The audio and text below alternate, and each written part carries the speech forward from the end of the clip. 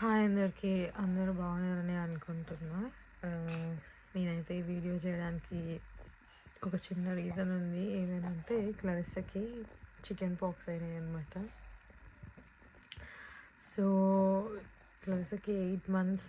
నాకు తెలుసు chicken pox మన లైఫ్లో అందరికీ ఒక్కసారన్నా 2 సార్లన్నా ఇట్లా వస్తాయి, ఖచ్చితంగా ఒక్కసారి అయితే వస్తాయి అని అయితే తెలుసు. కానీ నేను ఎప్పుడు అయితే వినలేదు ఇట్లా చిన్న బేబీకి 8 monthsకే రావడము. మీ దగ్గర ఎవరైనా తెలిసిన వాళ్ళకి ఎవరికైనా అయితే కానీ నాకు ఒకసారి కామెంట్లో అయితే చెప్పండి. సో ఫస్ట్ ఆఫ్ ఆల్ ఏంటంటే ఈరోజు మాకు సాటర్డే అనమాట. అంటే నాకు వెన్స్డే రోజు నేను నోటీస్ చేశాను క్లారిస్సా పాపకి కొంచెం ఇట్లా ఒక వాటర్ బబుల్ లాగా ఇట్లా రావడం నేను చూసిన అనమాట. ఇట్లా హెడ్కి ఇక్కడ రావడం చూసా. సో నేను అప్పుడే అనుకున్నా, ఏంది ఇది సడన్గా, అంటే ఒక్క మచ్చ కూడా లేకుండా ఉంది కదా ఫేస్ మీద, అంటే సడన్గా కనిపించేసరికి ఏంది ఇది అనుకున్నా ఒకటేసారి. అయితే ఇంకా ఆ రోజు ఎండ్ ఆఫ్ ద డేకి వరకు నేను ఇంకా స్నానం చేపిద్దాము అని అనుకొని ఎండ్ ఆఫ్ ద డే వరకు మేము లండన్ నుండి వస్తున్నాం అనమాట. యాక్చువల్గా ఇంకా జర్నీలో అసలు బాగా ఎడవడం స్టార్ట్ చేసింది. ఇంకా కార్లో కూడా అసలు ఎందుకు ఉండట్లేదు అనమాట. ఇంకా నాకు అప్పుడే అర్థమైంది, అంటే ఇది ఒక 2 days ముందు నుండే ఇది వైరస్ అనేది బాడీలోకి వెళ్ళిపోయేసి ఇంకా ఇచ్చింగ్ కానీ అవన్నీ ఇంకా స్టార్ట్ అవుతాయి అంట కదా. సో అది నాకు క్లారిస్సా చూపించడం స్టార్ట్ చేసింది. అసలు సిమ్టమ్స్ అంటే ఏంటంటే ప్రతిదానికి చికాకు చేసుకోవడము, సరిగ్గా ఉండకపోవడము, అంతా చికాకు ఊకే ఏడవడము. అంటే బాడీ తనకి ఇంకా ఏం చెప్తుందో ఇంకా ఎట్లా సుధరాయించకుండా ఉండే. సో ఎగ్జాక్ట్లీగా వెడ్నెస్డే ఈవినింగ్ నేను ఇంకా ఇంటికి వచ్చిన తర్వాత ఇంకా స్నానం చేయించి ఫ్రెష్ చేయించి ఇంకా పడుకోబెడదాము అనే టైంకి ఇంకా నేను ఓపెన్ చేసేసరికి ఇంకా నాకు ఇంకా కొన్ని కనిపించినాయి అనమాట. ఇంకా నాకు అప్పుడు క్లారిటీ ఇంకా అర్థమైపోయింది ఇది చికెన్ పాక్సే అని చెప్పేసి. అయితే మార్నింగే ఇంకా బుధవారం రోజు అయితే ఇంకా గురువారం రోజు ఇంకా నేను మార్నింగే లేచి ఇంకా ఇక్కడ డాక్టర్స్కి ఫోన్ చేశాను అనమాట. సో ఇక్కడ సిస్టమ్ ఎట్లా ఉంటుందంటే, ఈ వీడియో చేయడానికి మెయిన్ కారణం ఇదే అనమాట. ఇక్కడ సిస్టమ్ ఎట్లా వర్క్ అవుతుంది అని చెప్పడానికి అనమాట first of all. So morning round about morning 8 o'clockకి మాకు ఇక్కడ జీపీ ఓపెన్ చేస్తారనమాట. సో 8 o'clockకే ఇంకా ఉండి, ఎందుకంటే నేను ఇది కన్ఫర్మ్ చేసుకోవాలి అని చెప్పేసి ఇంకా మార్నింగ్ 8 o'clockకే నేను ఫోన్ చేయాలి. అంటే ఇక్కడ మనకి ఏదైనా ఉన్నా కానీ ప్రాబ్లం ఉన్నా కానీ ఇక్కడ జనరల్ ప్రాక్టీషనర్స్ ఉంటారనమాట. మేము వాళ్ళకి ఫోన్ చేసి అపాయింట్మెంట్స్ తీసుకోవాలన్నమాట. డైరెక్ట్గా వెళ్ళిపోయే ఛాన్సెస్ అయితే ఉండవు అనమాట. ఒకవేళ వెళ్ళిపోయినా కానీ మనల్ని ట్రియాజ్లో పెడతారు. ఇంకా లేటు వెంటనే ఇంకా పోగానే మనకైతే దొరకదు. సో జనరల్ ప్రాక్టీషనర్కి అయితే ఫోన్ చేశాను. ఫోన్ చేసి ఇలా సడన్గా ఇలా బ్లిస్టర్స్ అయితే కనిపిస్తున్నాయి అని చెప్పేసి ఇంకా నేను ఇన్ఫర్మేషన్ ఇచ్చానమాట. అయితే వాళ్ళు ఏమన్నారు, నాకు అప్పుడే అర్థమైపోయింది. అవి చూడగానే నాకు ఇది ఖచ్చితంగా చికెన్ పాక్స్ అనేసి నాకు అర్థమైపోయింది. సో నేను వాళ్ళకి కూడా కైండ్ ఆఫ్ ఒక రఫ్ ఐడియా అయితే ఇచ్చాను. సో వాళ్ళు ఏం చేశారంటే, ఇక్కడ చూడండి సిస్టమ్ ఎలా ఉందంటే, వాళ్ళు ఏం చేశారంటే సో వాళ్ళ దగ్గర ఆల్రెడీ బేబీకి సంబంధించిన డీటెయిల్స్, మదర్ ఫాదర్ డీటెయిల్స్ ఉంటాయి. సో మేము మదర్ ఫోన్కి కానీ ఫాదర్ ఫోన్కి కానీ మేము ఒకైతే లింక్ అయితే పంపిస్తాము. ఆ లింక్లో మీరు ఫోటో తీసి ఫొటోస్ అప్లోడ్ చేసి మాకు పంపించండి అని అన్నారు. అంటే నేను ఇంకా అరే ఇదేంటి, అసలు మనిషిని కూడా చూడరా, అసలు అట్లా చూడకుండా ఫొటోస్ చూడడం ఏంది అనేసి ఇంకా నేను అనుకున్నా. సరే అని చెప్పేసి వాళ్ళు వెంటనే ఇంకా ఫోన్ పెట్టేసిన వెంటనే ఇంకా వాళ్ళు లింక్ పంపించారు. నేను ఇంకా క్లారిస్సావి ఇంకా అప్పుడే ఇంకా గురువారమే రోజు కాబట్టి ఇంకా ఎక్కడెక్కడైతే స్పాట్స్ అయితే కనిపించాయో మ్యాక్సిమం ఫోటో తీసి పంపించాను అనమాట.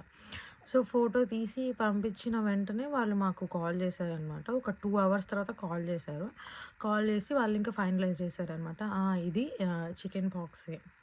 సో మాకు డాక్టర్స్ ఏం చెప్పారంటే ఫోన్లోనే లిటరల్గా ఓకే, సో ఇది కన్ఫామ్గా చికెన్ పాక్సే కాబట్టి మీరు పాపని బయటికైతే ఎక్కడ తీసుకెళ్ళకూడదు, ఎక్కడ తీసుకెళ్ళకండి. స్పెషల్లీ ప్రెగ్నెంట్ ఉమెన్స్కి అండ్ ప్రెగ్నెంట్ ఉమెన్కి ఇంకా చిన్న పిల్లలు ఉండరు వాళ్ళకి, ఇంకా ఎప్పుడు చికెన్ పాక్స్ రాని వాళ్ళ దగ్గరికి అయితే ఎక్కువగా తీసుకెళ్ళకండి. ఎందుకంటే ఇది వెరీ కంటేజియస్ కాబట్టి కొంచెం జాగ్రత్తగా ఉంచండి తగ్గేదాకా అని.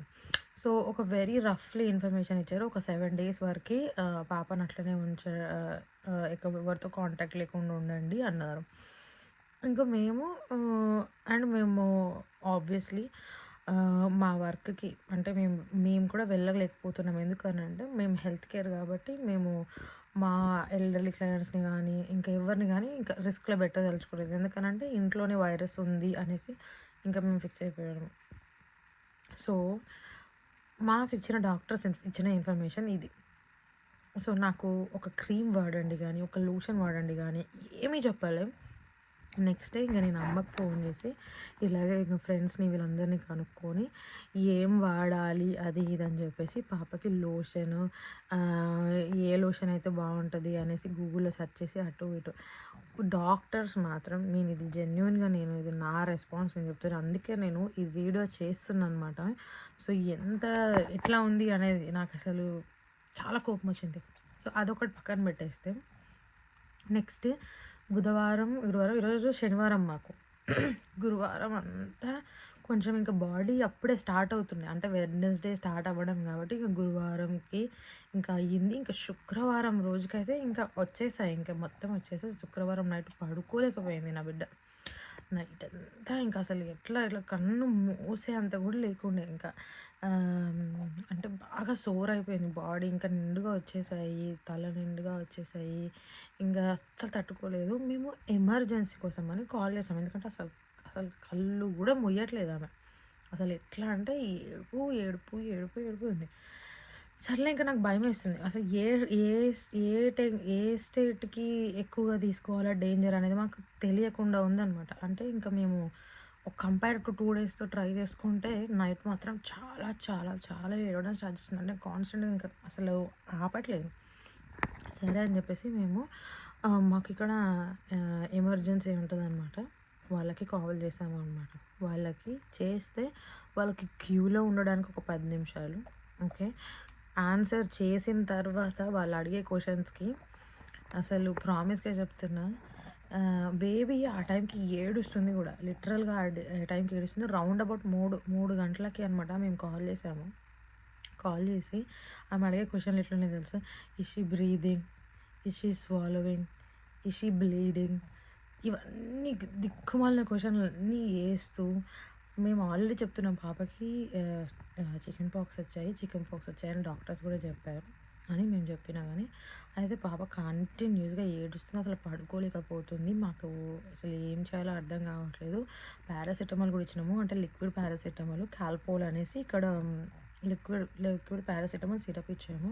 అయినా కానీ టెంపరేచర్ ఎక్కువ అయింది. అసలు తను అసలు వినట్లేదు అనేసి మేము అనుకున్నాం అని చెప్పాము. ఇంకా చెప్తే అప్పటికి కూడా వాళ్ళు ఎట్లా అంటే వాళ్ళ క్వశ్చన్స్ ఎట్లున్నాయంటే అసలు బ్యాక్గ్రౌండ్లో బేబీ ఏడుస్తుంది దేన్నో వాళ్ళకి తెలుసు కూడా. అప్పటికి కూడా వాళ్ళు ఎట్లా రెస్పాండ్ అయ్యారంటే వాళ్ళు ఏమన్నారు 3 o'clockకే వాళ్ళు ఏమన్నారు, మేము మీది హై ప్రయారిటీలో పెట్టినాము, మేము డాక్టర్ రాగానే మేము డాక్టర్కి ఇస్తాము అనేసి అన్నారు.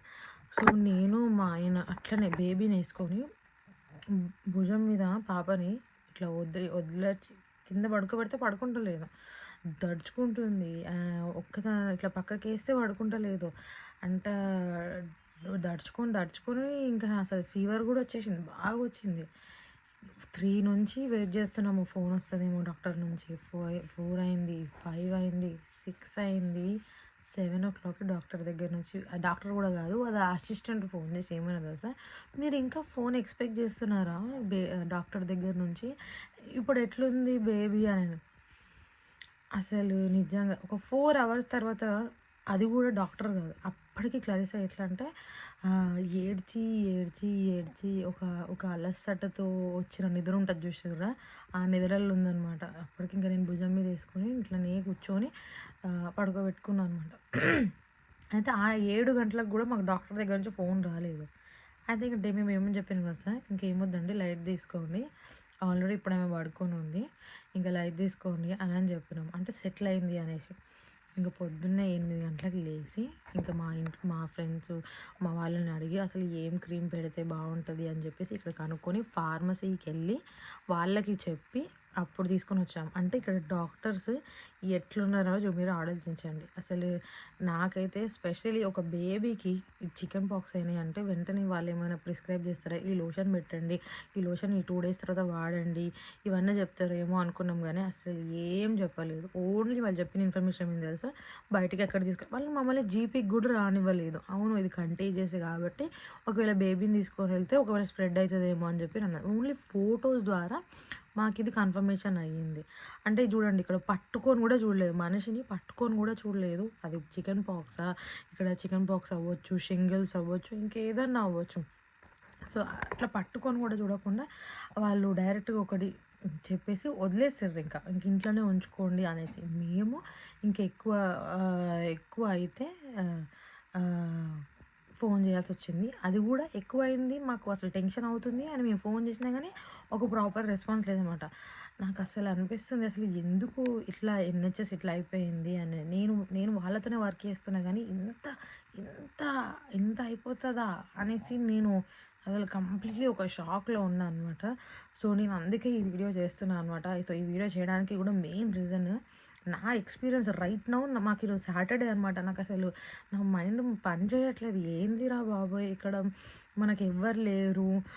ఒక మెడికల్ సిస్టమ్ అనేది ఉంది. దాన్ని భరోసాగా పెట్టుకొని ఉందాము అనే ఒక ధైర్యం కూడా లేకుండా లిటరల్లీ అసలు నాకైతే వెరీ వెరీ బ్యాడ్ ఎక్స్పీరియన్స్ అనమాట దీని గురించి అయితే నేను చెప్పడానికి. ఎందుకనంటే మరి మనకు ఫస్ట్ ఏమన్నా చెప్పాలని కూడా డాక్టర్స్ అంటారు. వాళ్ళు ఏమన్నారు తెలుసా? మీరు ఆన్‌లైన్‌లో గూగుల్ చేయకండి, అవి చేయకండి, ఇవి చేయకండి అని అంటారు. ఇప్పుడు అమ్మాయికి ఒక క్రీమ్ కూడా రాయకుండా, ఒక లోషన్ కూడా రాయకుండా ఇప్పుడు బొగ్గలు వస్తే ఎట్లా ఉంచుతారు? ఎట్లా ఉంచుతారు చెప్పండి? సో ఇదన్నమాట నా ఎక్స్పీరియన్స్ అయితే. అస్సలు నేను ఎక్స్పెక్ట్ చేయలేదు.